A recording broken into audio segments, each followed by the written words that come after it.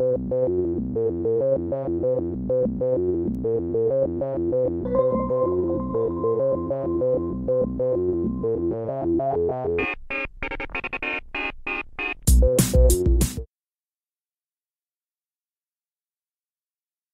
and welcome to the History Hut. I'm Jim. This is Dr. K, and we've been discussing India. We've mainly talked about politics and the Guptas so far, so let's talk a little about religion. Yeah, we have to talk about religion because it colors absolutely everything. And of course, there's an impact when you have the Islamic invasions as well. One of the key things about Hinduism, I think, that is important for everybody to know is that there's not just one religious text. There are many. And the first ones are the Vedas. And there are 4 Vedas. But of those, the most important or the best known is the Rig Veda. And the Rig Veda is about 1,000 poems describing about 33 gods. And it celebrates the power of each of the gods and the power that each of them has over nature. And you'll notice that since they date back to about 1500 BC, that's the Aryan period as well. And we know that one of the Aryan gods was Agni, the god of fire. So Agni is, of course, in the Rig Veda. So you have the 4 Vedas. Then you have the Shastras. And that is a term that means rules, and it's used as a suffix. So any area of study where the knowledge is based on kind of timeless principles, it would have the name and Shastra at the end of it. So you see that quite a lot.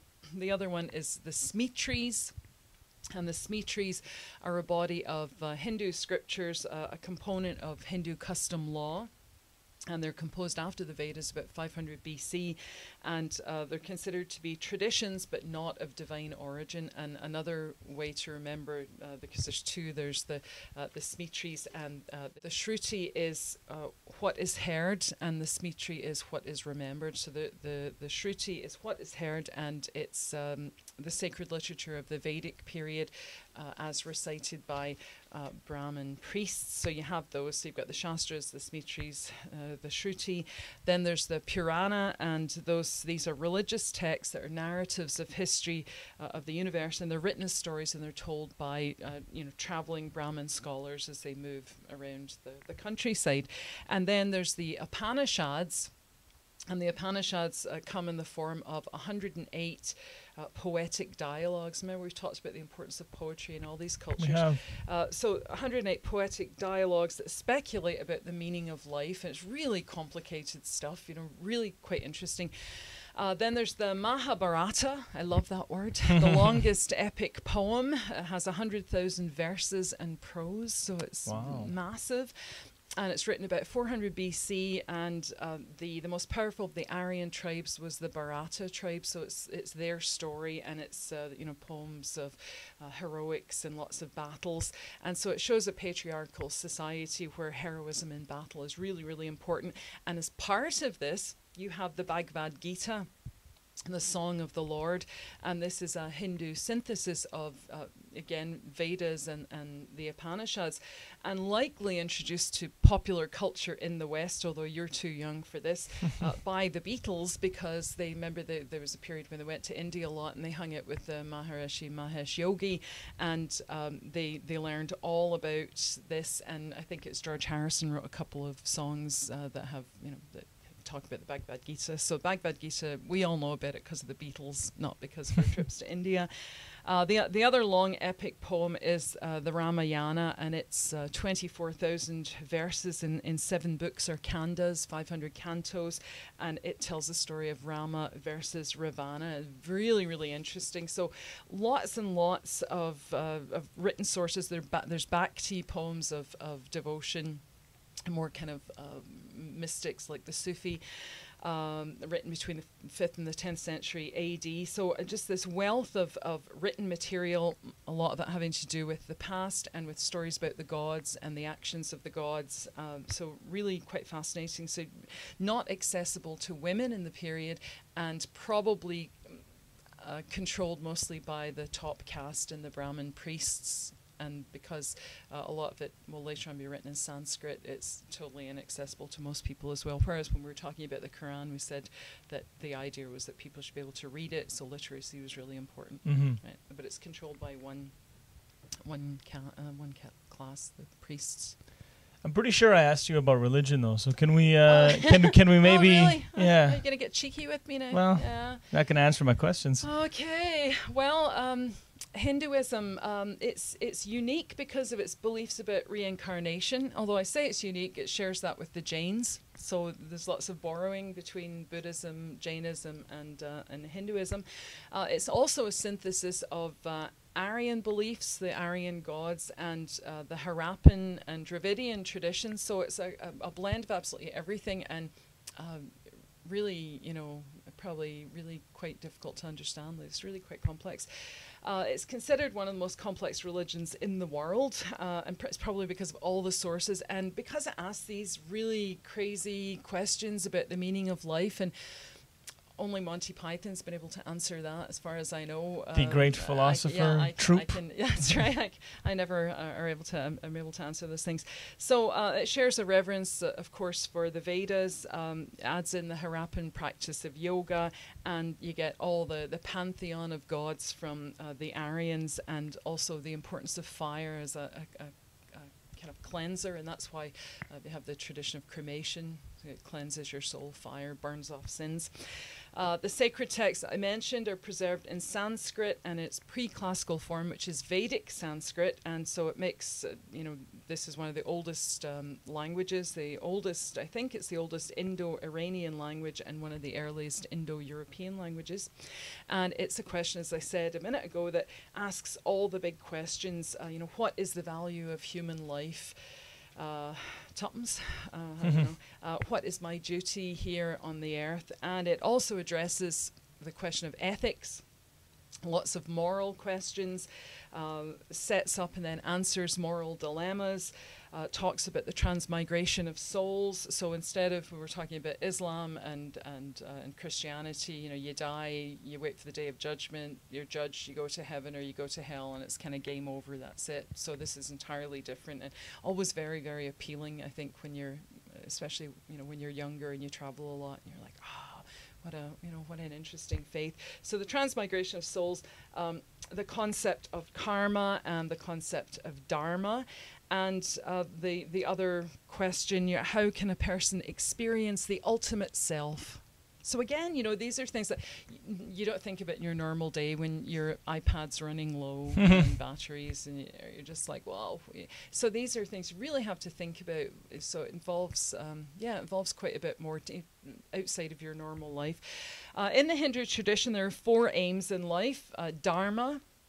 This is to learn how to act towards other people, to live virtuously, to know how you're supposed to be acting in your life. And this is actually connected to caste as well.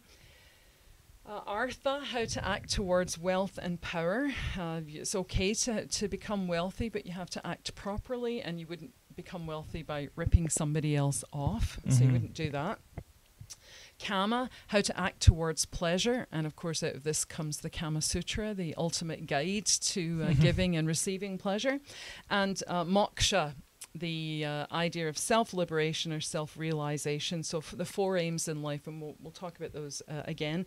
But the emphasis really is on how do you end this endless cycle of rebirth and achieve moksha, become one with the ineffable Brahman, become one with the universe. So how do you stop being reborn over and over again?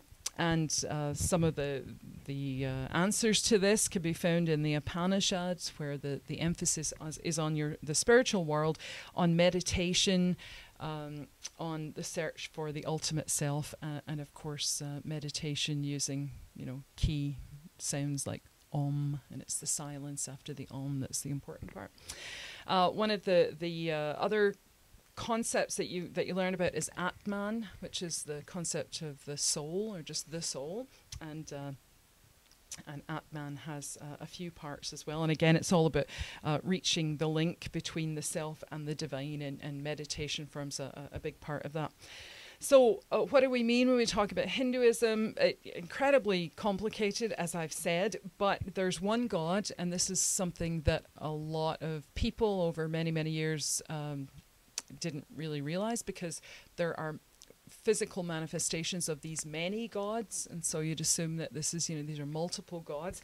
But one god, Brahman, who is the spirit of the whole world and who is everywhere but can't be seen, can't be heard, and can't be touched. And Brahman is the unchanging, infinite and immanent reality, can't be known, and we can't be conscious of Brahman because Brahman is our consciousness. You can see what I mean, a bit complicated. Brahman is the nature of truth, knowledge and infinity, as the beginning and the end of all things, is unknowable and can't be described by someone who has never had any experience of Brahman. So you have one god, but with many forms. So Shiva as the destroyer of life, Vishnu is the preserver of life, Ganesh is the son of Shiva, Agni the god of fire, Brahma the creator of life, but Brahman, this ineffable spirit that all of these are found in. So it's not really lots of multiple gods at all. It's one creator god and then this presence that's absolutely everywhere, but lots of different manifestations of this. Well, we've discussed Brahman just now, but let's talk about some of the other key concepts there. Okay, well, the other one, and I mentioned it just a minute ago, is Atman, the soul, or the soul spark, the inner essence of human beings. So it talks about Atman. Samsara, which is another word for reincarnation, this idea that when the body dies, the soul moves on to live in another body. And we'll talk about this again because it's connected to karma and Dharma. The other concept I mentioned before is karma, that everything we do makes something else happen. So things from a previous life will have an impact on your present life, and things that you're doing now will have an impact on your future life. And so the link between these actions is called karma. And remember when we spoke about Tang China and we talked about illness, and I said that Buddhists thought that illness could be caused by previous actions. You were looking, oh, why am I so ill?